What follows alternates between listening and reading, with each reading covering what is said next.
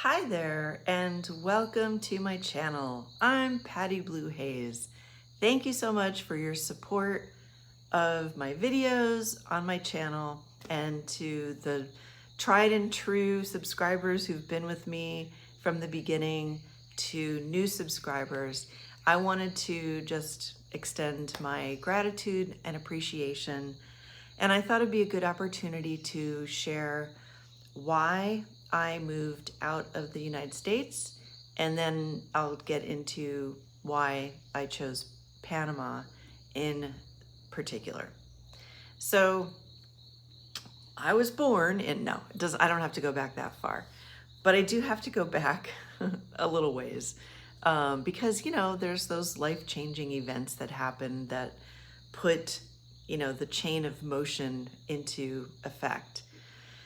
So the life-changing event that happened for me, one of them was in 2010, very abrupt, tumultuous, chaotic, dark, and stormy end to a 17-year marriage. And, I was left just feeling really broken. Self-esteem was in the toilet. I was just a mess and really not functioning very well. And I had negotiated to have about 7 years of financial support from my ex. He was the main breadwinner, earned a nice living. We had a very comfortable life, and I'd always worked part-time. But actually, in 2008, when the real estate crash kind of happened, I had been working as a commercial real estate appraiser, and that work kind of dried up. So by 2010, I was not really working. I was kind of evaluating what to do next, but the marriage had been kind of bad for like maybe 3 years. And so there was just a lot of chaos and stuff going on. Anyway, so I knew that I at least had 7 years to get my shit together and, figure out a way to basically support myself and not have to have like 10 roommates and eat top ramen. And always having been self-employed, I wanted to continue on that path. And I had at this point gotten trained as a coach, and kind of like haphazardly would try to build up a coaching practice, but I was never good or comfortable with the conversations to enroll someone. And I used to be a massage therapist years ago, and that's easy to get people to sign up. Like, they loved when they saw me coming. Like, Patty's here. My shoulders are going to feel better. My neck's going to feel better. My back is going to be fixed. That's very tangible results that someone knows they're going to feel better. Coaching is a whole different story because it's unknown and people know that they're going to have to make changes, and we don't like to make changes.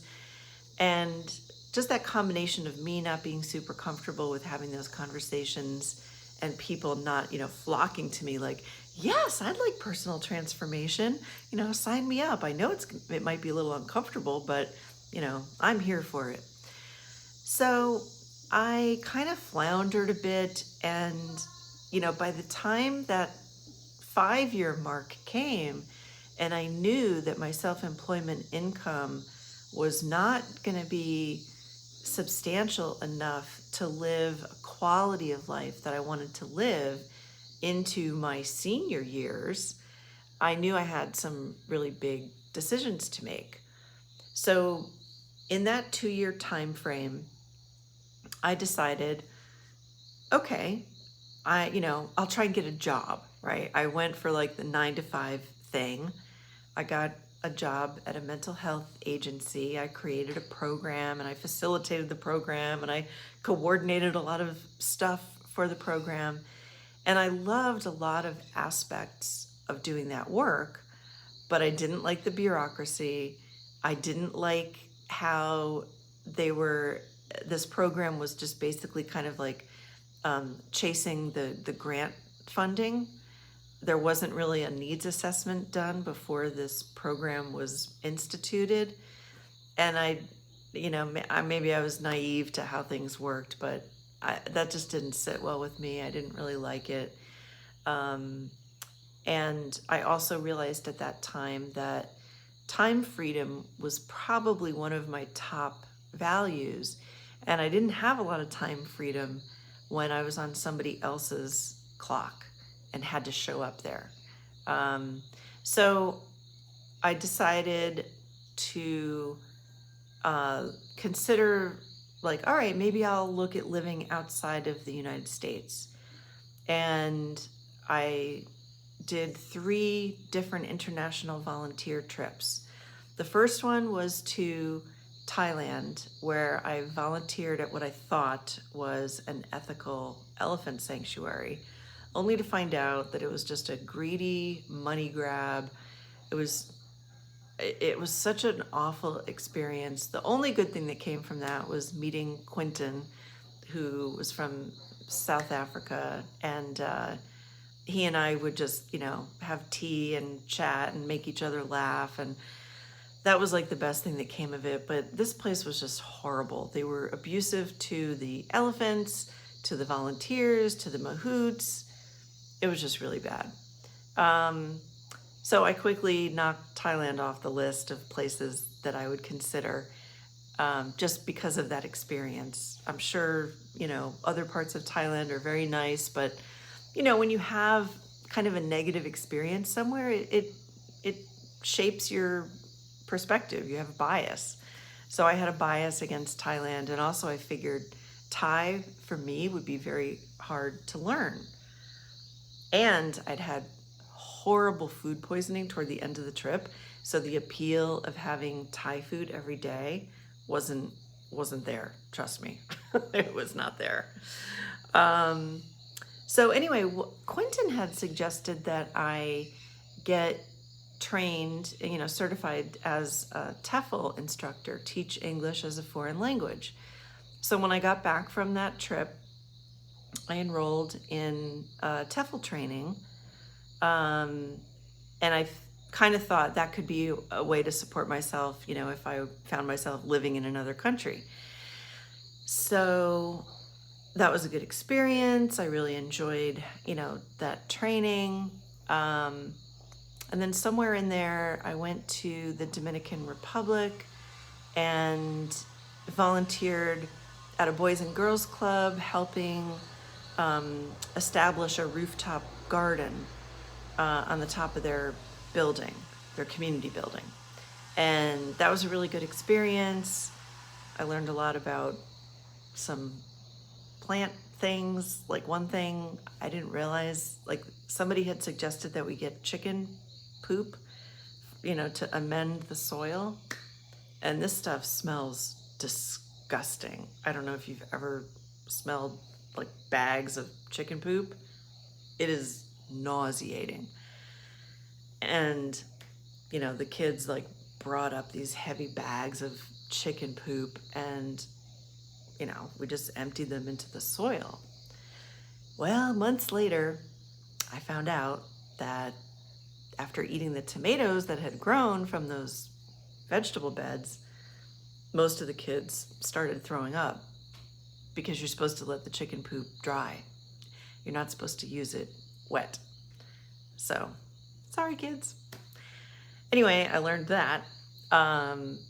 And then, so then I came back home to California.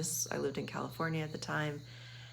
And then it came time for me to do a practicum for 30 hours for the English teaching. And I called up my friend in Valle, Romania, where I had gone in 2010 for Christmas, my first Christmas alone. I volunteered at an orphanage in this little town in the Carpathian Mountains in Transylvania, because I was just so distraught. I didn't know where to put myself, in 2010, like first Christmas by myself, when I'd had like all these years of family, my husband and his family, my nieces, nephews, mother-in-law, father-in-law, blah, blah, blah. So I did my English teaching practicum over in Romania at the same orphanage. Sadly, there were still some of the same kids there. Um, and that was a great experience. I did kind of realize at that point that I probably wouldn't be a great teacher for kids because I just didn't have the the sense of I don't know, just all the like creative planning that you have to do and pivoting, in the class. I only had like maybe not even 6 kids at a time, but just to manage, children and keep them engaged, it was challenging. And these were good kids, I mean, they wanted to be there, they were enthusiastic, but they're kids. Their attention span isn't that long and they have energy. And so anyway, I knew I think I'd be better off working with adults, and people who probably had a little bit more English than complete beginners. Okay, so I get back from Romania. I have my TEFL certification and I applied for a job as a communication coach with a company called Lingo Live, and they hired me. Yay! So I started working as a communication coach. We had mostly high growth tech companies as clients, and then they would offer the communication coaching to non-native English speaking, mostly software engineers, in the engineering side of things. And it was great. Loved it. Absolutely loved it. I helped people with building confidence. I helped people with, getting over a fear of public speaking or speaking up in a meeting, or, presenting an idea or having a challenging conversation where they have to advocate for themselves. We had a big focus on emotional intelligence and approached self-awareness and empathy, and then also I had some people that I would work with on phrasal verbs and humor and how communication is more than just the words that we speak, right? Like all the nonverbal communication. So that was awesome. And I had my time freedom because I could set my own hours. And then I got this crazy idea because I had to go to a wedding in Vermont, and I wanted to then see people. So I thought, well, I could fly and rent cars, and somehow I got this idea that I was gonna get an RV, and that would also be something I could explore as an option for living. Maybe I'll like permanent RV living. Some people do that, and they live at a camp and maybe they work there, as a host for a few months, or they travel around, or they boondock. And so I decided to buy an RV. I'd never even been in an RV. In hindsight, I should have bought a camper van, but I thought that, this was going to be for longer term and I needed something bigger and comfortable. So I got a 24-foot Class C RV. I named her Goldie, and it was really awesome. It was a great experience. I hired someone to teach me how to drive it because that is a whole different level of driving an RV from driving a car. You have to rely on your mirrors, on your side mirrors. Although I did end up getting a backup camera, which was very valuable. So I quickly decided that full-time RV living was not going to be for me. And it's like when you got to one spot, you're really kind of stuck there because your vehicle is also your house, which is your vehicle. So if there's something wrong with your vehicle or something wrong with your house, you can't be in either one because it is only one. And I had a lot of challenges on that trip. First of all, the dealer lied to me about some stuff. I had water leaks coming in. I had a continual water leak, and I had so much rain on this drive, and it would literally rain on me in the cab as I was driving from the overhead, bunk area. I had a tire blowout. I had a propane tank leak, and I was told that I shouldn't go under bridges, or not bridges, tunnels, but that nobody would come and look at it for me. I had the refrigerator broke because I wasn't aware that if you park on a slant, you should turn the propane off in the fridge because, I don't know, it shouldn't be at a slant for some reason. Maybe there's some kind of crystals that form. It blocked the whole back cooling unit. So that was a big problem. And then I backed into a pole because I was by myself, and I was backing into a space at night, and there wasn't a reflector on the pole. Anyway, so there were a lot of challenges, and I decided this is not for me. But when I was in Florida in the RV, for some reason, you go online, you look at real estate, right?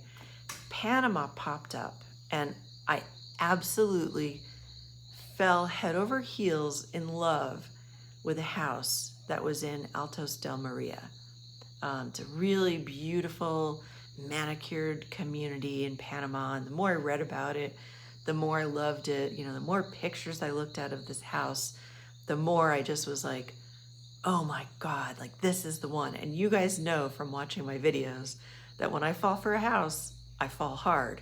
I mean, I don't even know how many videos there are of me saying, no, but really, this is the one. This is the one. You guys, this is the one, really. So that's what I thought about this house. So from Florida, it was a quick, easy trip. I had miles. I took a flight.